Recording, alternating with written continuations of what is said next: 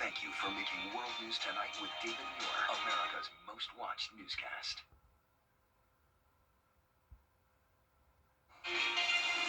Right now on News Channel 6 and 7, a local family shares their story of being stranded in Jamaica in a massive hurricane.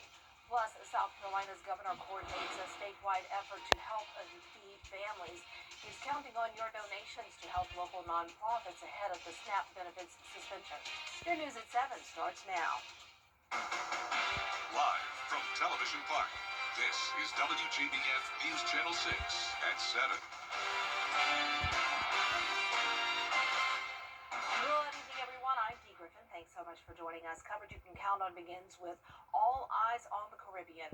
Hurricane Melissa makes landfall in Jamaica as a Category 5 storm, bringing deadly winds and rain to the island nation. The storm is already blamed for at least 7 deaths, including 3 in Jamaica. It is tied for the 3rd strongest hurricane ever on record in the Atlantic and the strongest to hit Jamaica since record-keeping began in 1851. A local woman and her family are stuck in Jamaica riding out Hurricane Melissa. Erica Hillman calls Emmanuel County home, but she and 17 other family members are currently stuck at a resort in Jamaica, which sits about 4 hours away from the capital in Kingston. They touched down in Jamaica last Thursday, and they were expected to come back 2 days ago, but all flights were canceled or delayed because of the hurricane. Now the resort is telling them and other guests to stay inside until further notice. We're all holding up okay. We're all in good spirits. Praying for the best. We're not really scared about. I don't want to. Nobody's scared. We just want to get home. That's all. We're just praying to get home soon. And we're praying for all of you to get home as well. Hillman tells us it's now a waiting game to see when they can actually return home. And it's time now to take a first look at the weather with Chief Meteorologist Jenna Petracci. And Melissa is just wreaking havoc on Jamaica. And all we can do is pray. It's just scary. It's a terrifying situation and a terrifying image that we're looking at now. This was from earlier, of course, when Melissa did make landfall around 1 o'clock this afternoon around New Hope, Jamaica. This is around 25 miles to the east of, sorry about that. This is has central pressure of 185 miles per hour and central pressure of 892 millibars and maximum of 185 miles per hour. So there's a look at the eye wall. Of course, now on our current image of Melissa, the eye is now offshore of Jamaica and it's moving towards Cuba. The winds are still at 145 miles per hour, keeping it at a Category 4. Now, it is starting to pick up the speed, though, north-northeast movement of 8 miles per hour as it approaches Cuba, and then it moves across the southern Bahamas and eventually out to sea. So just a terrible situation down there. Continue to keep everyone in the Caribbean in your thoughts and prayers. Here in town, it is very cloudy as we look at our Terry Lambert Hyundai Skyview cam outside the station.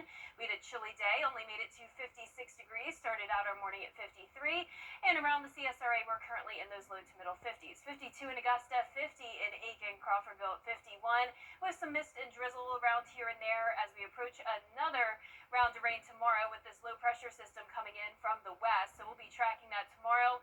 Winds are coming out of the north. We are seeing those gusts up to around 25 miles per hour. And I'll have more details on your forecast coming up. But back to you, Dee. All right, thanks so much. We'll see you in a few minutes. We continue with heartbreak in North Augusta. A beloved church leader gone far too soon.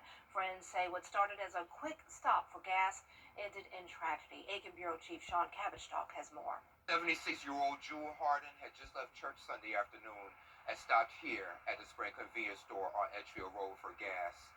Moments later, gunfire ended her life. People who knew her said she lived up to her name, a true jewel in every sense.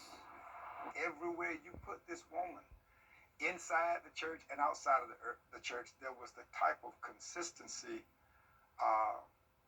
that she is renowned for. Loved ones describe Jewel Harden as quiet, gentle, and deeply anointed. A loyal leader at Crown Kingdom Cultural Center who poured her heart into ministry and her community. She helped low-income families get life insurance, often paying premiums herself. As a care ambassador, she made sure church members had food, rides, and support. She's going to come in that door and she's going to make her way slowly up the aisle, and this is her seat right here. She never needed to be on the front seat, but she's not going to the back. This is her place.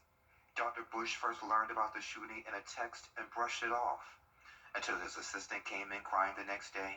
That's when he learned it was Miss Jewel. Well, all of a sudden, you feel like you lost more than a member. Watch this. I felt like I missed part of my calling. Bush says he's been back to the gas station twice, just trying to understand how someone so full of life could be gone. So that I could erase it and rewrite it and change the outcome. Miss Jewel had 4 daughters and several grandchildren, raised them as a single mother, and remained deeply involved in their lives. The world may see tragedy in this moment, saints, but the jewel that has now culminated, the beauty and the glory of heaven itself. Here at Crown Kingdom Cultural Center, they're asking for continued prayers for the family as they prepare to say goodbye. The church will honor her at Bible study Wednesday at 7 p.m. In North Augusta, I'm Macon Bureau Chief Sean Cabbage-Stock, WJBF News Channel 6. Wow. Well, we have reached out to SLED to get information about the suspect and a possible motive. So far, our questions have gone unanswered, but we have been trying hard to get information about the suspect, and when we get that information, we will bring it to you. Again, we have to wait for law enforcement to give us this information. When we get it, we'll bring it to you. Well, Statesboro Police Department still seeking the public's help and locating a suspect who is wanted on felony murder charges. 21-year-old Kolar Nickens from Sylvania is wanted on multiple charges related to the Sunday morning shooting. 30-year-old DeAndre Mincy was killed in the incident. Statesboro police are asking if anyone knows anything about the crime or where Nickens might be hanging out or hiding out. If you do know where he's at this time, please contact law enforcement and come forward as soon as possible. So many times people will not come forward with that information. But it changes drastically if they or a member of their family is a victim of something, and then they want people to come forward with the information they have. So all we're asking is for the same courtesy to be given to this family. You know, help us to give them the answers that they need so that they can find whatever kind of peace they can in the situation. A second person was also injured in the incident, but is expected to be okay. The Richmond County Sheriff's Office is investigating the shooting of 2 teenagers. It happened last night while deputies were responding to Butler Manor Drive in Hephzibah. Officers found one teen shot several times and the other teen at least shot once. And the victims are 18 and 16 years old. No suspect information has been released. Youth violence, it's a serious public health problem. We've seen it all too often right here at home. And youth crime is taking a toll on the community, and people are looking for solutions. Recently, a youth violence summit was held here at WJBF News Channel 6, and 12 local leaders gathered for a roundtable discussion. Tomorrow at 5 a.m. and 5 p.m., we will kick off our special series called Saving Our Children. We will take a closer look at the problem of youth violence and the impact on our kids. Many are unfortunately involved in gangs and drug activity, and that certainly does not lead to a productive childhood or a productive life moving forward. So I think intervention is important. And be sure to tune in to Good Morning Augusta tomorrow and again at 5 p.m. for part 1 of Saving Our Children. It's coverage you can count on. Well, South Carolina is bracing for a food crisis as federal funding for SNAP benefits remains suspended today. Governor Augusta commissioners deciding the future of some long-standing local parks. They used cameras to track park activity and usage for 3 months. That data shows 20 parks are underutilized, seeing as few as 2 or 3 visitors a day. Commissioners have talked about getting rid of some parks to save money for 3 years, and some say it's time to act. I've been saying it, and I feel like a broken record. We've got to do something with park. We've got way too many. And when you got people that privately would like to purchase them, or even if you lease them, let others get involved. You got people in this community that are wanting to get involved, that want to take over parks. A commission committee approving having the consultants come back with the estimated cost savings if the most underused parks are closed.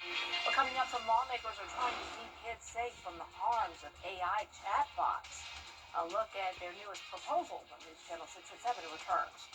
Hey there, Georgia. I'm John Crow with your Cast Recast. A chilly and cloudy forecast for us with more rain on the way tomorrow. Then we're going to see sunshine by Halloween with temperatures staying below average.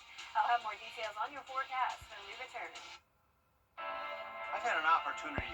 WJBF Sports presents Game 9 Live every Friday night at 7:30. Now streaming live on WJBF 6 Plus. Download the 6 Plus app and catch Game 9 Live every Friday night at 7:30. Streaming on WJBF 6 Plus. Get clear, accurate stories that don't waste your time at WJBF.com. Now, your most accurate forecast with WJBF Live Viper 6. Welcome back. I want to start out with a very special shout out to the American Heritage Girls Troop out of Grace Baptist Church in Evans. They came by the studio last night to earn their weather badge, and they definitely earned it because they did a great job coming up on the green screen here and presenting the forecast.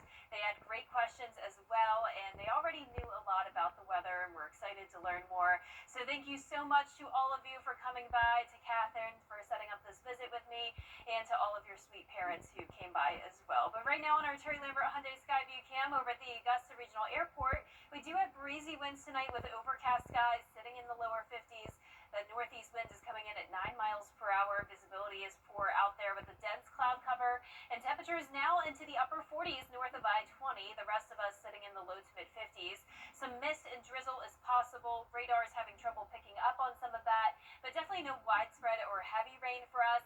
You can see those coastal showers as this area of low pressure exits out into the Atlantic, and another low pressure system will be moving in. So we're kind of at a break right now where we're not seeing a whole lot of activity, but tomorrow there will be another good chance of rain, especially during the evening hours. We're also going to be slightly warmer. Notice the temperature is making it into the 60s throughout the majority of the CSRA. Some of our northern counties could still top off in the 50s, and then our far southern counties could even touch the 70-degree mark. So definitely a bit of a warm up due to that warm front moving through. But then as soon as the cold front passes by, you know what that means. Colder temperatures are on the way. Tomorrow is going to be pretty cold as well, 48 in the morning, then climbing to 63 in Augusta by 5 p.m. Here's what lurks ahead for your Halloween weekend forecast. Not so spooky, though, as we will be seeing lots of sunshine by Halloween, and the sun continues into the weekend. High temperatures about the same in the mid to upper 60s. Lows are going to be in the upper 30s to around 40, and dew points are falling into the 40s as well, putting us into the pleasant range.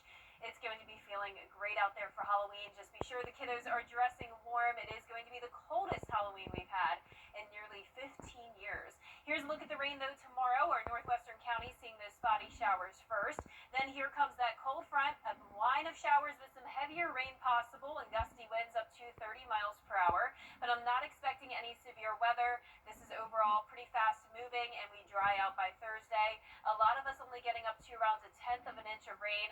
Higher amounts possible north of I-20, could even get up to a half an inch because of some of those heavier downpours. Once again, the winds will be gusting up to 30 miles per hour as that line pushes through, and we'll still see gusts up to 30 as we go into our Thursday morning as well. But once again, lows tonight going to be chilly. Highs tomorrow, low 60s to low 70s, and that 10-day forecast is showing the sunshine on Halloween continuing into the weekend, with just stray showers possible Sunday and a slightly higher chance of rain Monday of next week. And remember, earlier sunsets next week. We turn the clocks back an hour. Can't believe it's that time. All right, thanks so much. Well, coming up, Halloween is just 3 days away. Stay tuned. The Rooms to Go Store-wide solar sale is going on now. Warranty. Something about the morning. They should feel good now. You know that I love you. Good morning, Augusta. The WJBF Live Viper 6 Skyview Network is sponsored by Terry Lambert Hyundai. Low prices, big selection, and committed to quality customer service. A warning tonight, just days ahead of Halloween, as millions of children get ready to hit the streets. Authorities are sounding an alarm over possible tricks hidden in those treats. Here's Perry Russum. Police are urging parents to be extra vigilant this Halloween when checking the packaging of the candy their kids get. I saw an ambulance truck come up to the school. I was like, what's going on over there? Near Sacramento, California, several third graders got sick after eating candy later found to contain THC, the active ingredient in marijuana. The school principal says the packaging closely resembled regular candy, and the student who brought it to school had no idea what it actually was. Today's candies that come from dispensaries looks exactly like the candy that you would buy in a grocery store. A police department in Michigan warning in addition to weed candy, other counterfeit candy contains psilocybin mushrooms. We thought to ourselves, wow, if a group of trained investigators looked at this and didn't pay any attention, what's your average kid going to do on Halloween? And we just felt we wanted to get this message out there to parents and children to be vigilant this Halloween season.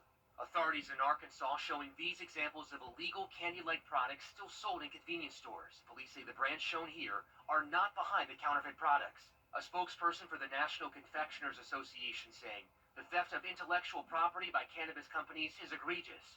With consumer safety as our top priority, we advocate for common-sense regulations to ensure cannabis-containing edibles are viewed as distinct from confectionery products. Look for unusual symbols, unusual odors, anything that may indicate this isn't normal. And if you're a child and you're not sure what you have, go to an adult. Police also reminding parents to keep marijuana edibles locked up away from kids. Harry Russom, ABC News, New York. It was raining and I came to a complete stop. The mail truck smacked me. I called my Costello's law firm. I'm like, I am really hurt. They actually care about their clients. I got above and beyond what I was expecting to receive. Thank you, Mike Costello. I'm Gunnar Stockton. A winning drive takes more than skill. It takes a team you can trust. Shop nearly 140 new vehicles, all priced to fit your budget and game plan. Like the new Honda Accord, Civic Hatchback, or HRV. Lease any for just $299 a month. The choice is yours. Or lease the CRV for $369 a month. And make no payments until 2026. Driving to the end zone with Gerald Jones Honda. Score a great deal at GeraldJonesHonda.com. Hi, I'm Gunnar Stockton. A winning drive takes more than skill. It takes a team you can trust. Save $20,000 off MSRP on a new F-250. Save $8,000 off MSRP on a new Escape. Lease a new Explorer for just $299 a month. Or get 2.9% APR financing on a new F-150. And plus, all military veterans and first responders get $1,000 toward a new vehicle purchase or lease. Driving to the end zone with Gerald Jones Ford. Score a great deal at GeraldJonesFord.com. This week on Your Hometown Road Trip. A one-of-a-kind Halloween attraction is offering scares and thrills to residents in Southern California while they stayed buckled in. This tunnel of terror in Anaheim is actually a car wash that transforms into a haunted house for the season. Actors dressed as clowns, zombies, and monsters leaping from the shadows to frighten drivers who dare to enter. Drivers can leave their doors unlocked and windows down for an entirely extra scare. That won't be me. I don't do things like that, and I am so terrified of clowns. Yeah, I would not do that either, but I will say that's a really cool and creative idea. It's very creative. Oh, yeah. And creative in the things nightmares are made of. Yeah, especially leaving the doors unlocked. I mean, oh my goodness. Yeah. We were in Atlanta a few years ago, and that from it, what was it? Pennywise was walking across the street, and he could tell I was terrified. I was like, lock the doors, and he was coming. I was like, no, do not play, do not come near me. I do not like clowns, that's for sure. I don't like But I do like this forecast for Halloween. Good. I'm so glad that it's going to be a treat, not a trick. Love it. Lots of sunshine. Good news indeed. Thanks so much for joining us. Our next news is at 11 tonight. Entertainment Tonight is next. Have a great evening.